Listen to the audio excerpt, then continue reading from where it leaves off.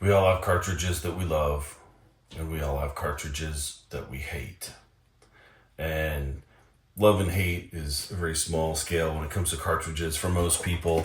Some people have lots of hate or lots of love for specific cartridges.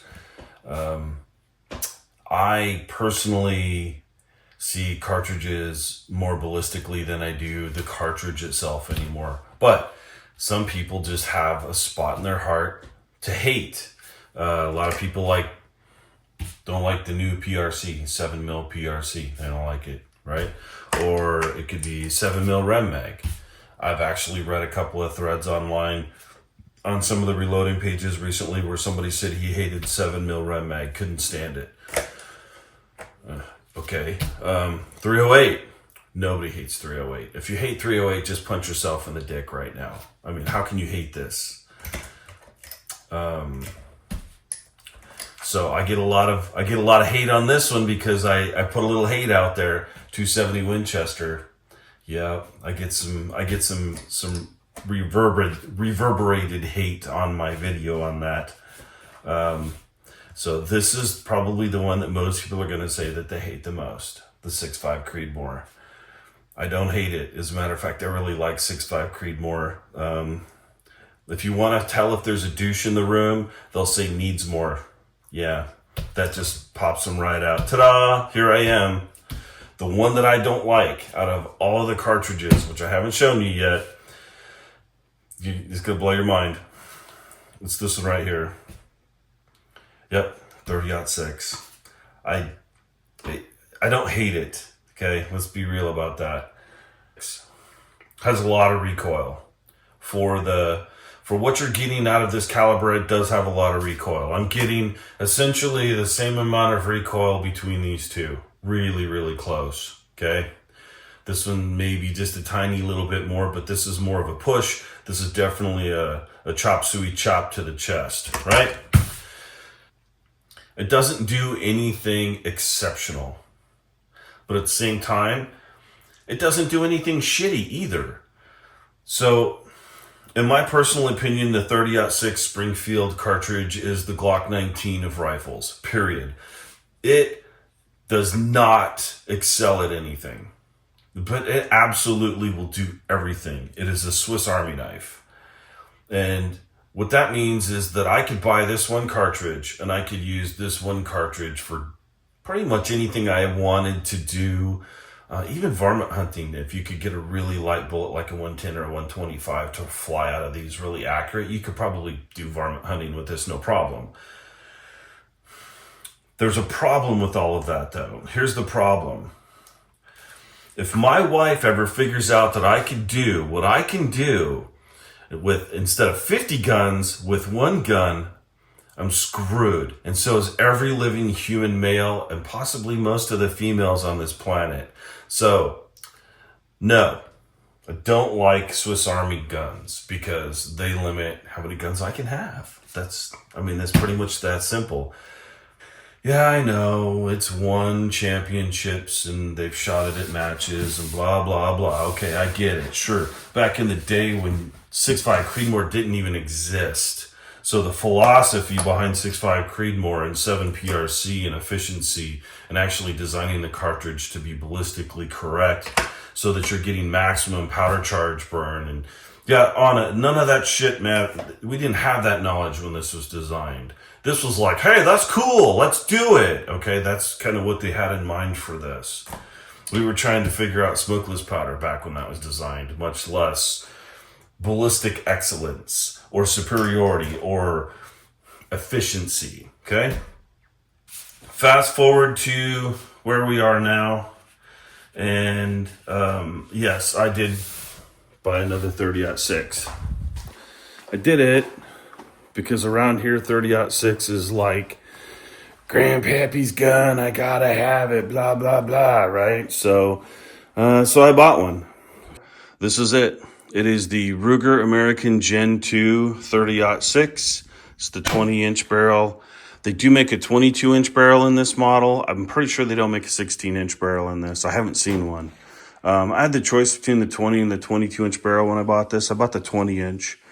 I really want to compare 30-06 versus 308 with modern powders and bullets in the 20-inch barrel, so that the barrels are the equal length, and kind of show the difference ballistically. That's a video for another day. And that was really kind of the whole reason I bought this. The other reason was it's a new Gen 2. And I have gotten some of the Gen 2s. I have one in 6.5 Grendel. And I've done a video on that, right? So nothing that we haven't seen already. It's got the spiral fluting, stainless steel. It's been painted. It's got the better stock, free floated, right? I did add a medium cheek piece to this just based on the height of the scope, okay? And what else did I do? That's about it. That's all I've really done to it. Threw the scope on it, threw the bipod on it. This is a Old Burris for full field. And 4x14. Yeah, full field 2. So nothing what I would consider super magical. It works. Glass is clean, shoots. So I did check the action screws. See if I can get this on here. So the top one was 40 inch pounds and the bottom was 35. That's what they were when it came in. So this does use a semi-rotary magazine, which is the same magazine that they used in the Gen 1, okay? Exact same magazine. And because it was the exact same magazine, which was one of the things I really wanted to see in this gun, was what magazine were they going to use, okay? Because it's the original one, the first gen mag, I bought 3. Now, why would I buy 3 magazines? Well, because one of them always going to be bad. That's just how they were in the first gen, and I knew that's how they were going to be because they used them in the second gen. And no shit, I bought 3, and that one won't feed. So right off the bat, I knew there was going to be a failure point. The gun only came with 1 magazine. I bought 2 others, one from one store, one from another store. So it wasn't the store's fault. It's manufacturing, and I guarantee you, it's something in the plastic feed lips on this. I haven't narrowed it down because I don't really care. I've got 2 that work, and that's more than enough for this gun. But be forewarned, dear Ruger, stop doing this stupid shit. Magpul makes magazines for this. There's no reason that shouldn't use an AI-based 30-06 length long Magpul mag. Just like you did on the 308 and the 6.5. And the 708, they all use an AI pattern mag. Just go to the AI pattern mag. Stop this shit. Right? Okay, enough of that. How's it shoot? Well, it's light. With the scope on it, with no bipod, it's, I think, 7 pounds 11 ounces, 7 pounds 12 ounces. So 7 3/4 pounds. That's light for a 30-06, boys and girls. And it thumps. It definitely recoils. The recoil pad on this one is better. It is definitely not amazing, right? Not amazing. Okay. But it's not bad either. It's definitely not an old M77. So this one is doing some work. So this is just like all the rest of them. You can adjust your length of pull. They come with the kit. You can adjust your cheek rise. You can buy a kit. They're like $17.95 for the kit. They also make a weight pack that you can put in here and add weight to the gun. I looked because I was going to add a weight pack to this just to see how it worked. Good luck finding one. Everybody's out everywhere. So they offer it. They're just not available. Isn't that fun times? Check the trigger pull. The trigger pull is 4 pounds on this, give or take, which is a little heavy. I'm not a fan of AccuTriggers. I never really have been. It's okay. I mean, I'm shooting decent groups with it. It's okay, but it sucks, and I'll probably put a Timney on this if I decide to keep it, because the Timney trigger that replaces those, like I put on the 6.5 Grendel that I have, are amazing. They're just amazing. So there's no reason to suffer through a super heavy trigger pull, right? So when I first got this, I was breaking the barrel in. I was seasoning it out with factory ammo. So take it for what it's worth. This is kind of the seasoning phase of when I got it. And I didn't really get any very good groups. So this is, what did I do? I did Remington Core, Herders, Hornaday International American Whitetail. The Hornaday Interlock American Whitetail. And the numbers were all kind of meh. The Herders was in the right range, 2645. These are all 180 grain bullets. Not bad. American Whitetail did give me one group that was kind of nice. I was like, hey, I can live with that. 2550. So a little slow. This was another round with the same ammunition. It's kind of lackluster, right? So I'm getting 1-inch groups sometimes, and then I'm getting 3-inch groups sometimes. It's just hit and miss. It was hit and miss with the factory ammo all over the place. I will admit some of that is due to barrel conditioning, barrel seasoning, barrel break-in, whatever you want to call it.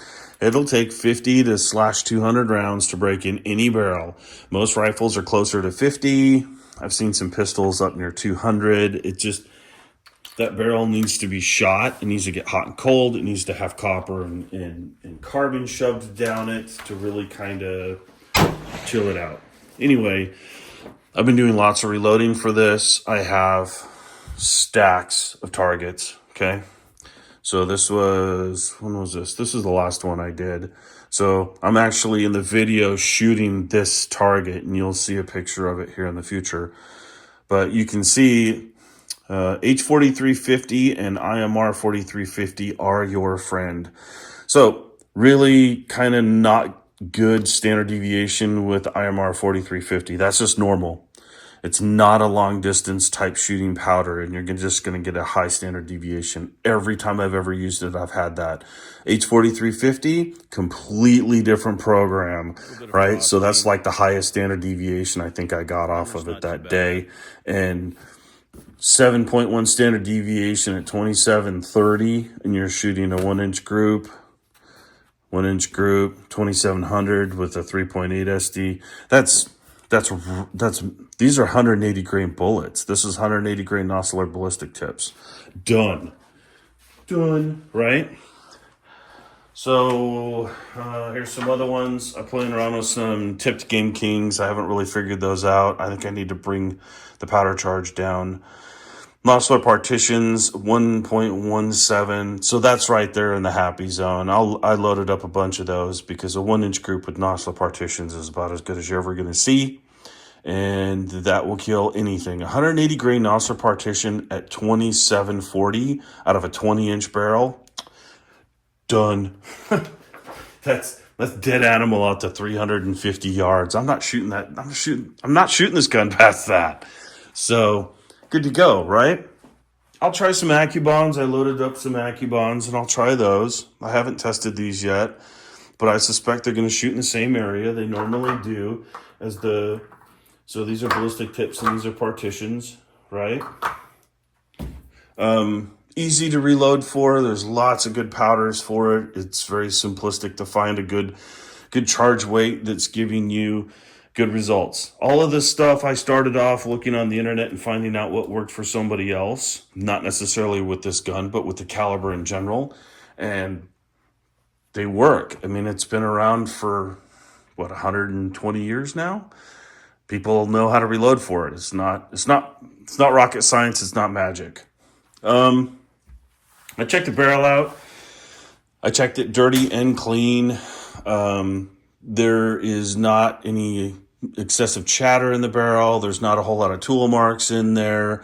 It's not perfectly smooth and beautiful like a brand new Bartlett or Krieger straight from a custom manufacturer, but it sure as hell doesn't look like a Savage in there either. And trust me, I've seen some really bad Savages.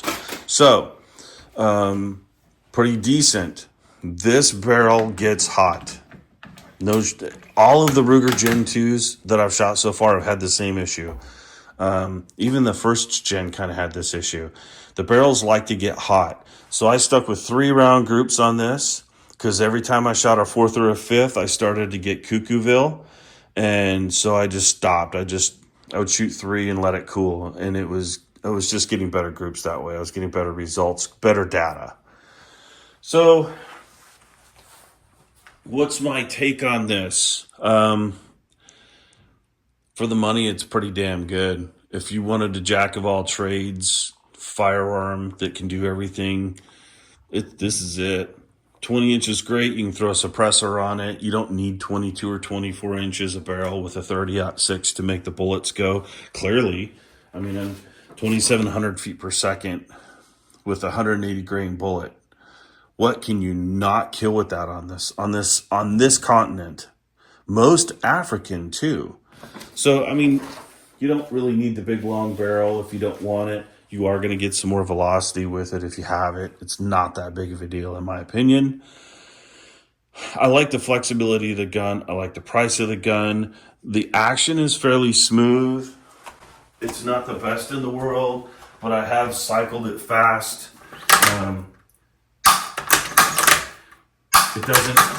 It doesn't bind.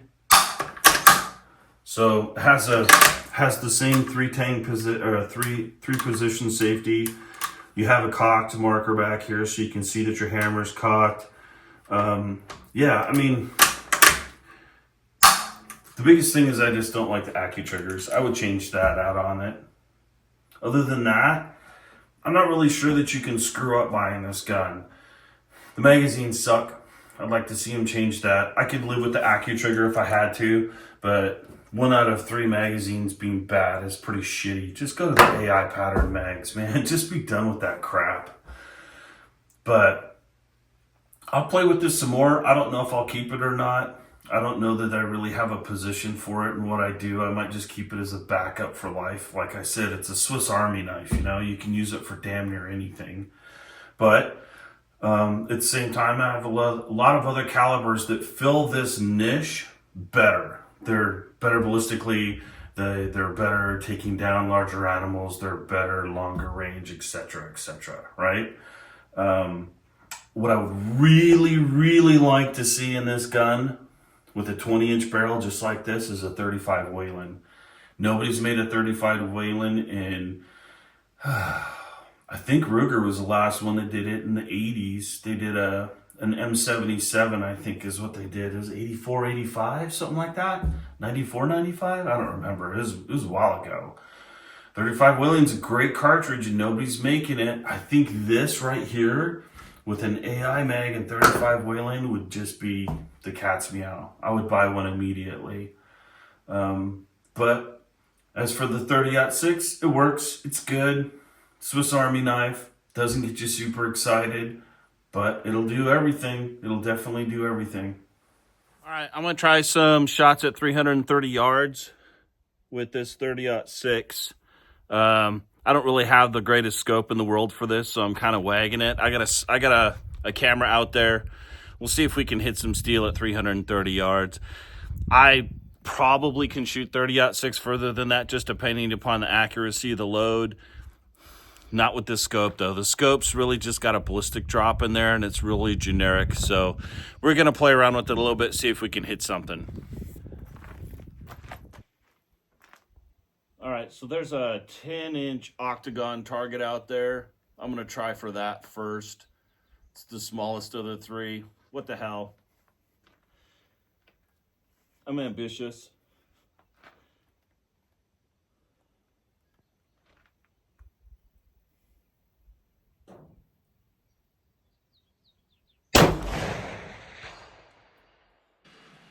And I almost center punched it. So, I don't know what to say. Let's shoot another one, see if I can hit it.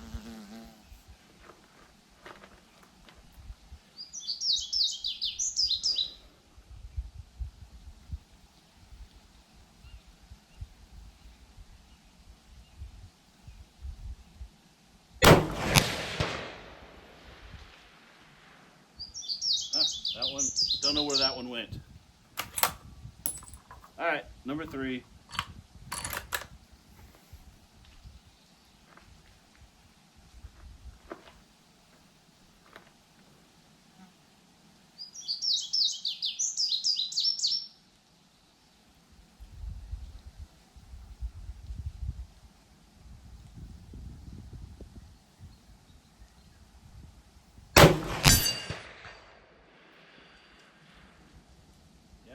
track's about in the same spot. Not sure where number 2 went. One more.